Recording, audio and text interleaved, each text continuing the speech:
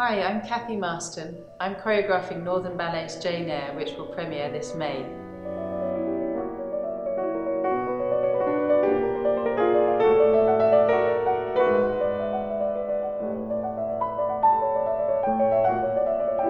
My relationship with Northern Ballet goes back to 2004 when David asked me to create a one-act work, and ironically for both me and Northern Ballet it was an abstract piece called Dividing Silence.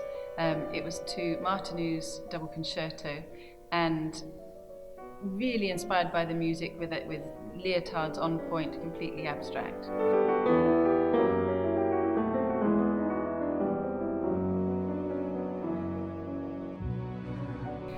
The second piece I created for the company went entirely in the other direction, and that was A Tale of Two Cities based on Dickens's novel, and that used the whole company and really approached the narrative in its entirety.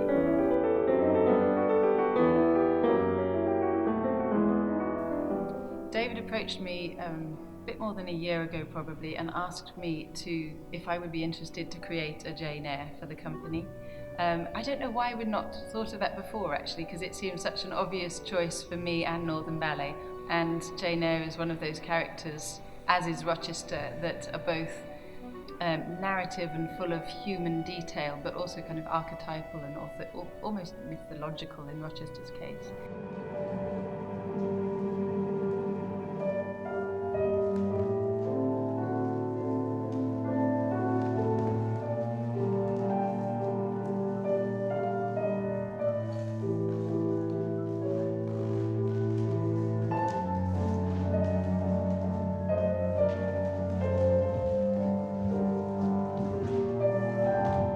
And very much up my street, so I was thrilled by the offer. Hi, my name is Hannah Bateman. I'm a leading soloist here at Northern Ballet, and I'm dancing the role of Jane Eyre. I first started dancing when I was a week away from my 3rd birthday, so I have been dancing for over 20 years.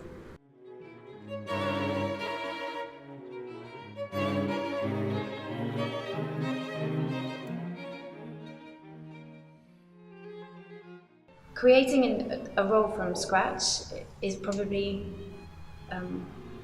one of the most exciting things you can do as a professional dancer, but it's also one of the most daunting. Kind of a case of be careful what you wish for, because when it comes true it's amazing and incredibly exciting, but you also, it's not until you get that opportunity that you understand the full responsibility of creating something brand new and from scratch. So it's kind of everything all at once.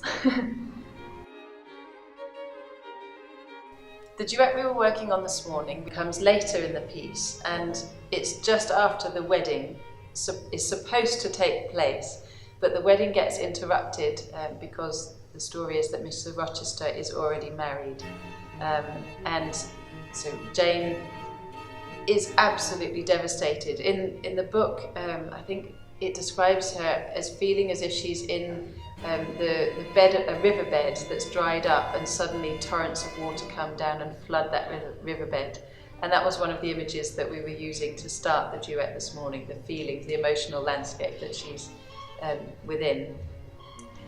Rochester pleads with her to stay and says, well, can't we go and live in a foreign place and live together as man and wife?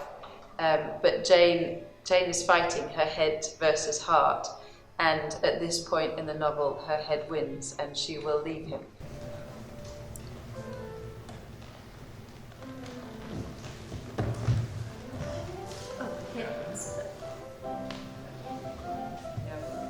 Good. I think don't have the push, don't give the accent before the flip. So make it from the face, go through corpse, go through pushing. Actually, this was nice when it only went to stomach, because it recalled for me the evolutions that you've had.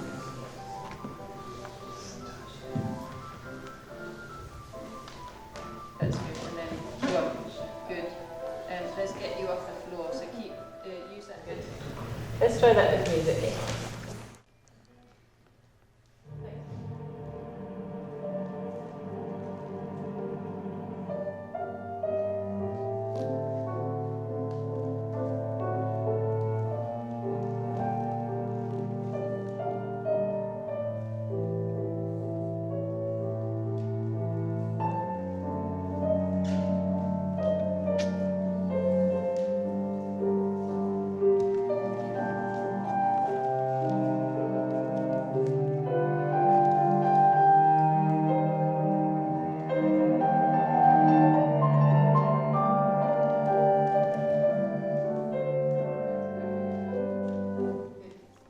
creating any character from the very beginning, from that sort of beginning phase where you're in the studio and you've yet to decide anything to do with the character. You go into the studio having a rough idea of what you perceive she may be, but until you've had conversations with the choreographer, then that's really when the character starts to form. Because you can go into the studio with an interpretation of what I believe Jane is, who I believe Jane is, but until I truly understand what Cathy Marston, the choreographer, wants, then that's when it really starts to develop. Because in actual fact, it's Cathy's interpretation, it's her Jane Eyre story that I'm trying to convey, not mine. I've said to a few people, there's so many ballets that you could make on Jane Eyre, and I wasn't so much interested in the sort of social reading or the religious themes, but rather in the story of Jane herself, the love story obviously with Rochester, but that is part of her story, but also the feminist reading. I did want to at least acknowledge and touch on that. So it's important for me to understand where she's coming from, for me to be able to deliver the Jane that she has in her imagination. We wanted to use music from the time, so that would have been contemporary to the Brontes and Jane Eyre, but there's not much written for that ensemble. So Philip Feeney, who was arranging the piece with me, we sourced piano pieces and actually a string quartet that we didn't end up using by Fanny Mendelssohn. Fanny Mendelssohn was Felix Mendelssohn's sister and is pretty much a contemporary to the Brontes and therefore to Jane Eyre. And so it felt very appropriate to use a female composer to give the main themes to the piece. Around that we've also brought in Schubert. Schubert would have come earlier than the novel, but that felt appropriate for the scenes to do with Rochester and Thornfield, that were perhaps a bit stuck in the past. And we also brought in Felix Mendelssohn, so Fanny's brother. And around that, Philip Feeney has orchestrated this music, and he's written some new pieces as well. So it feels both of the time and references where in time Jane Eyre was written, but it feels contemporary to us as well. We've taken the same approach with the design, so there are certainly period references in the cuts and so on, but the fabrics are a lot sheerer. We can see the body in a way that you wouldn't have done if we'd have done it precisely to historic detail. The duet we were working on this morning we call the proposal duet, but it's a bit more complicated than that. Jane is the governess at Thornfield Manor, and Mr. Rochester is the master of the house. They've fallen in love with each other, but they haven't really admitted that to themselves, let alone to one another yet. Jane thinks that Mr. Rochester is engaged to be married to another beautiful, rich, wealthy woman, and she's tormented. She's trying to repress the feelings that she feels for him. And he probably has admitted that he's in love with Jane, and he's in a way poking her a bit. He's trying to make her jealous, so that the feelings erupt, and indeed they do.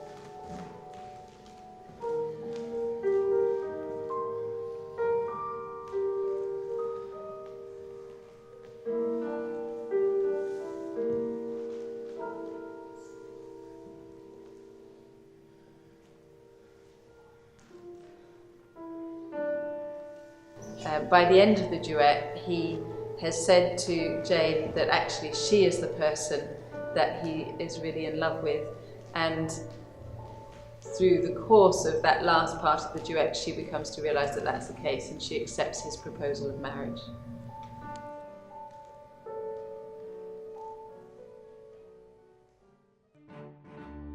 So when you're creating a new work, a typical day, that goes out of the window. There is no typical day. Every day is completely different. And especially with this ballet, it's been really interesting because some days I'm playing Jane and I'm looking at a younger version of myself, and then other days I'm playing Jane in real time. And we're working on sort of her relationship with Rochester, and then, you know, that every single day is so different. I've had days when I've come home and I've been in bed extremely early because I'm completely physically exhausted, and then other days where I've actually I've been mentally exhausted because we've been working on a scene that's particularly difficult, or, you know, that's been challenging. So there is no such thing as a kind of standard typical day. But let me tell you, it's one of the best things I've ever done, and you wouldn't wish for any of it to be any different, but it's exhausting on all kinds of levels. How long does it take to create a ballet? That's hard to answer. I think David asked probably about 1.5 years ago if I would create this work, and it starts cooking from then, really. You start to make the story, the adaptation of the story, or the scenario as we call it. Then you bring in the rest of the team, so the designer and the composer, and slowly start finding the language of the piece, visually and musically. In terms of actual choreography in the studio, I think I've got 7 weeks total from the first steps to getting it on. That can vary. I mean, sometimes you get a little bit more time than that, sometimes it's tighter. It always feels not quite enough because there's always more you want to do. Cathy is brilliant to work with. She's very different from when I've worked with David in the past, and that in itself has been, you realise how quickly you become comfortable with one working relationship, and when you're then suddenly thrown back in the studio to develop a new one, it is like going back to the beginning again. So you have those sort of tentative first day nerves and things like that, but she's just wonderful. She creates a very open atmosphere. It's very relaxed. I think all of the dancers really appreciate that because she's drawing the best out of everybody. And I think that's all you can ask for, is that person in the room. So no, it's been brilliant so far. The dancers here are fantastic, and what's wonderful about Northern Ballet is they're so used to telling stories. So you're not pulling that out. You can sketch a scene dramatically and then dig deeper to find the actual choreography, but you're already you get a sense of if it's telling the right thing. What am I most looking forward to in Jane Eyre? The obvious answer is the performances, but the further and the deeper we get into the story, and the sort of the more knowledge that you're drawing out of it and things like that, you kind of start to feel a bit of anxiety for that first couple of performances, because you now have such a wealth of knowledge of it, and you just hope that you can deliver all of those different elements when it comes to being on stage. But we've got some amazing paradas that we've created with myself and Javier and Cathy, and they're glorious. I think if you are coming to the ballet for the first time, and it happens to be Jane Eyre is the first ballet that you will have seen, I think my best kind of piece of advice would be to literally just to sit back and relax and just watch. There is no right or wrong. There isn't, there's no test at the end of the show or anything to check that you've understood it. It is literally there, being performed live for you, and it's whatever you take away from it. To be honest, that's the beauty of live work. You'll be there in the audience, and hopefully you will feed off the energy that the performance that we give you. Hopefully you'll get, completely taken away with the live music and all of the different elements of that makes live theatre so special. I'm really glad you could come and see the rehearsal today, and I hope that you come and see the piece complete when we premiere it.